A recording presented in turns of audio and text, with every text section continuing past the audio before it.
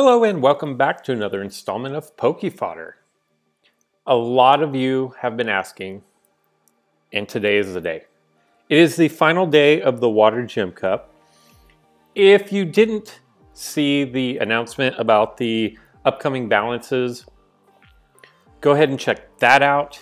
There's a lot of information. I'm not going to go into it today because we'll go into it after everything comes out.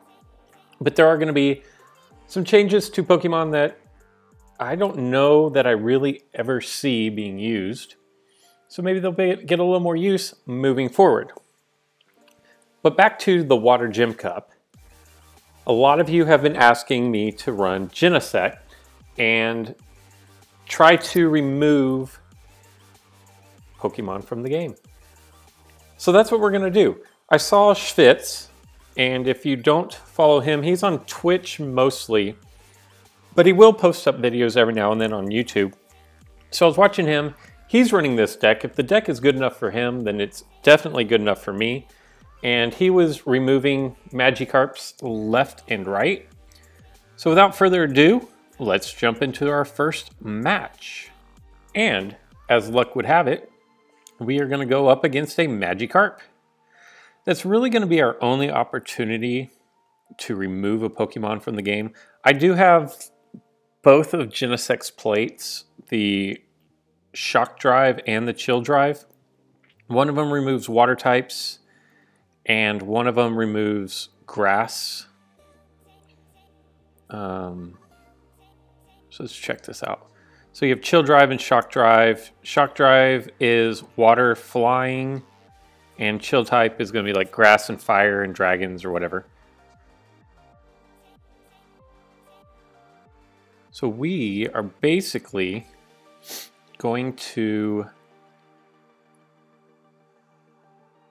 That is what we were looking for. Now I have to check. I think it's a Shock Drive. Water type, yep. So we're going to get one crack at this. And Genesect's passive is he can move through your own Pokemon, which sets up the beautiful, we need a white. Oh yeah. Man down. Just like Schwitz drew it up. I hope he watches this because he'll be super proud of that. So right off the bat, we're at an advantage. Let's see if we can use the advantage to our benefit. And actually, you know what? I mean, it's a super long shot, but let's just try. Let's try to get rid of Empoleon too. Oh, bummer. That was, he landed on the 30, and that's the one we needed him to land on. It was just unfortunate that we couldn't hit the miss, because if you do a miss, it slides you over to the next best thing. So unfortunate there, but nonetheless, we did get rid of the Magikarp and the Gyarados possibility, which if we can start knocking some people out, that will put us at a 4-on-3 advantage for the remainder of the game. And I don't have to tell you, if you lose a Pokemon completely from the match, it's really difficult to come back and win. Maybe not in the early game, but once you start getting into the late game, it becomes really difficult to fight back. You kind of have to have one person on your goal that only leaves 2 more attackers. If you get one bad spin, then you're back to the base. And I'm actually going to do this first. And then I'm going to try to Typhoon Slash Ho-Oh. But we'll just get the kill anyways. His one saving grace, I will say, is the fact that he does have Ho-Oh, which can recycle his Pokemon. So having one eliminated from the match may not be as big of a detriment as it might otherwise have been. But I still think that losing a Pokemon is not great. I think we can just kind of press forward here.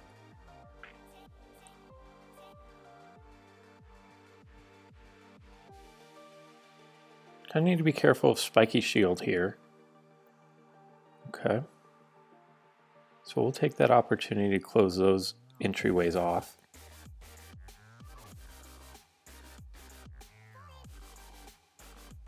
I actually don't want my Empoleon being thrown back, so we'll cover that off.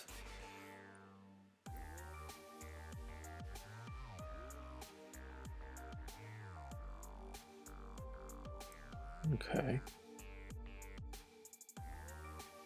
Not really sure what the point of that was, but I will take the free surround kill.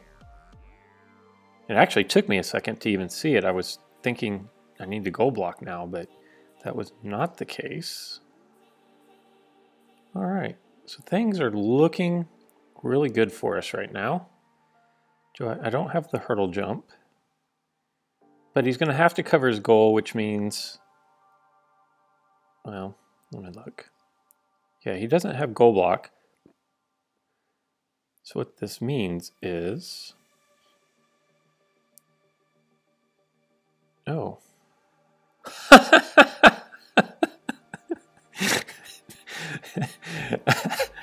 I love it when Magikarp gets a kill. So that is going to be the game. Magikarp with the kill. We got the elimination right off the bat. We didn't lose a Pokemon. And let me tell you how big of a deal it is that we did not lose a Pokemon to the PC on that game as I jump into the next game. The fact that I did not lose a Pokemon to the PC that game is a stark contrast to the way my day started when I was trying to do my dailies. I did the room match. Oh my gosh. Look at this isn't even going to be fun. This is going to be super, super, super annoying. He's going to put a Shuppet here, a Vibrava there, a Vibrava there, probably one on his goal. And he's YOLO for the win. Look at his name. Anyways, what I was going to say is I should have just gone straight for my goal. I did not win. I did not send a single opponent to the PC in my first 4 games, I believe. Basically, I let the AI play my... What the heck is going on? This is beyond annoying. I let the AI play my room match, and they did not win a single spin. And then the first 3, God, this is super annoying.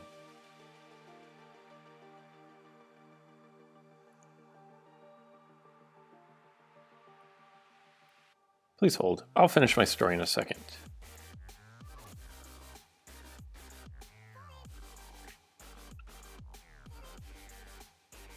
This deck right here is not at all configured to taking out his deck because I have no gold other than Empoleon, which we have to cover. He's got hurdle jump, switch, which I wouldn't be surprised to see. This would be a good chance for that. This would be a good chance for you. And we can't attack him because of stupid Vibrava. So he's going to go there. I'll throw Empoleon there. He's going to slide down. I'll have to move Empoleon back. Then he'll slide over there. And both my entry points are covered. How'd you like that? Anyway, through my first however many games, I'm not really sure what the point of that was, but we'll take it. I did a room match. I let the AI run it. I did not send a single Pokemon, and he was running a evolution team. I did not send a single Pokemon to the PC. Whoa. Wow, that is super. I didn't even get through my story and the guy forfeited. What? How are you going to have a name like YOLO for the win and quit that?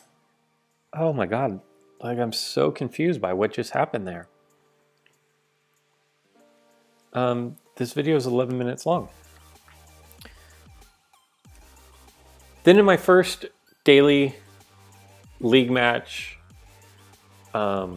didn't send a single Pokemon to the PC. My second one didn't send a single Pokemon to the PC.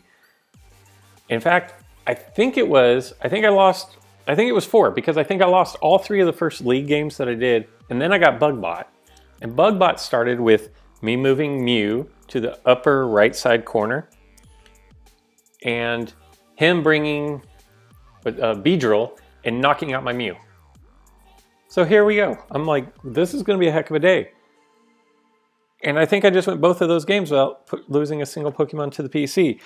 So while I wanted to show you how fun and exciting knocking out Magikarp was, and we did do it one time, but because the gym is 40 energy, that's the end of that. And I'm not going to spend any more gems on this. There's no point. But we will take this opportunity to look at the maintenance announcement. The servers are going to go down at 5 a.m. UTC, which on the west coast of America is going to be, I want to say it's 9 o'clock p.m., which means like 11 and a half hours from now. Then we are going to do some stat balance adjustments.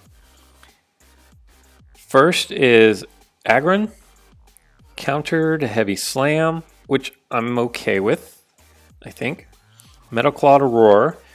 And Roar is a purple move that moves you back 1 spot, if I'm not mistaken. And Iron Tail 90 is going to go to Iron Tail 120, which is going to make Palkia a little more usable, considering there's now another 120. He is a 1 MP Pokemon. If you can't come up next to him without attacking him, you have to attack him, I believe, is his passive on that territorial ability. To further accentuate those characteristics, we swapped out its counter and Metal Claw attacks for attacks that have good synergy with his ability. Heavy Slam is a newly appearing with this update as an attack with, if the battle opponent has 3 MP or higher, this Pokemon takes no damage and the battle opponent is knocked out. I'm guessing that means bad news for runners. You know, Mew and Leafeon and Greninja, unless they roll their dodge, if they go next to him, they're knocked out, is how I read that. The attack does 50 damage, which is an improvement compared to the 40. Its Metal Claw has also been changed to Roar, an attack that knocks a battle opponent back 1 step, which is what I thought. This attack should also be useful in powering up Argon's territory. And that's really interesting. Now that I'm reading that and thinking about it, with Aggron, when you approach him, you have to attack him. If he roars you, like say he's on the entry point, you come up, you have to attack him. He lands Roar, you move back a step. Well, if you move forward again, you have to attack him again. So it's kind of this never-ending cycle. Roar is a purple move. So with Mew and Greninja, you could land the gold attack and knock him out. It sounds like Zapdos is going to be a nice counter to him. Sceptile sounds like a pretty decent counter as well. Armaldo, which I believe Armaldo is the reward you get for beating the boss on the very last hotel that's available to play right now. Change its ability from Battle Armor to Swift Swim. We'll get into that in a second.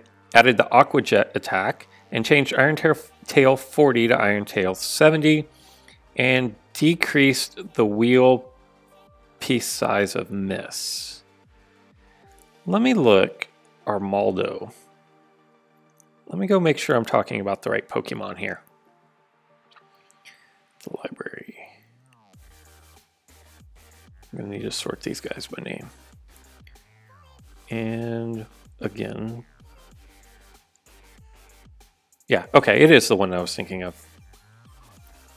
I mean, he's a 1 MP Pokemon. You can force him to spin again, is what it used to be. He actually did. 130 damage is really sizable. So let's go back and check him out some more. He may not be a water type, but this Pokemon that dives into the ocean to catch its prey. Now we've changed his ability and attacks to have an affinity with water type Pokemon, allowing it to participate in duels as a member of a water type deck. Very interesting. Instead of a large wheel piece size for miss, we've given it the gold attack, Aqua Jet, which I believe is also what Empoleon has, if I'm not mistaken, and allowed it to set its miss to 0 at level 5. I do like 0 miss Pokemon, so that's good. This is the first appearance of Swift Swim, an interesting ability that gives the Pokemon plus 1 MP if there's an adjacent water type Pokemon. I kind of like that. That helps with, you know, because he is a 1 MP, he does do the 130 damage, but if you're running a water deck, you can put him in, and it kind of gives water deck a little bit of the power that I feel like they're kind of lacking. And I think it's going to synergize really well with Kyogre, because it's difficult to run Kyogre and Manaphy in the same deck. But if you're running a water deck with a couple Greninjas, you use a Dark Energy Plate so you can cover yourself against the rarely seen Deoxys, but they are still out there. Throwing in Empoleon, a Kyogre, a Gyarados, and Armaldo. Did I say that name right? Armaldo? Yeah, Armaldo.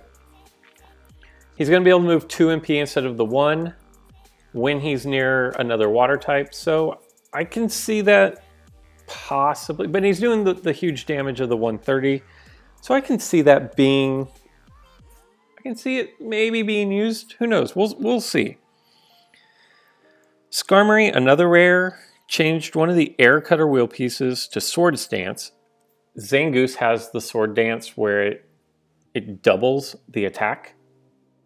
So on Zangoose, it has a 90. If you roll the Sword Dance on the first spin, it's going to re-roll. If it lands on your 90, then you're just going to do 180 damage. So we're talking about doubling the damage. And increase the wheel piece size of Steel Wing. Let's see. Representative with a low rate of misses and relatively high attack power. That's very true. At level 5, it has no miss. Its major characteristic is Flyaway, which has a large wheel piece, but this attack at times results in getting surrounded, so it's not suited to defending one's own goal. And this is a weak point. Now, going back to the hotel that I was talking about, defeating the boss, he runs Skarmory, who's now getting a buff, and it runs Mew, which also got a buff. So what they're doing is they're making the hotel harder if you're trying to farm coins or something. That's what I'm getting out of all this. But we'll move forward. To further accentuate this characteristic of Skarmory, we have given the Sword Dance attack. I think I already read all that. Oh, no, I didn't. It is now able to produce extremely high damage at a fixed rate, and when Flyaway comes up after Sword Dance, since Flyaway counts as the attack that comes out, the capabilities of Flyaway have been further enhanced. I think, without having a chance to run this, I think that basically instead of Flyaway, it's going to become Fly, where you can either move 1 or 2 spaces, which would eliminate the being surrounded easily if you fly over, land on the space right behind the opponent Pokemon. Gonna have to try that out. But kind of made a couple of rare Pokemon maybe usable. Also, Golem, Graveler, Geodude, Rhyhorn, and Magnemite decrease the wheel piece size of their miss, while also increasing the wheel sizes of their attack. And based on this, the popular consensus is we're going to have a Steel Ground or a Steel Rock gym in our near future. We will know more tomorrow when the new banners come out. So that is going to do it.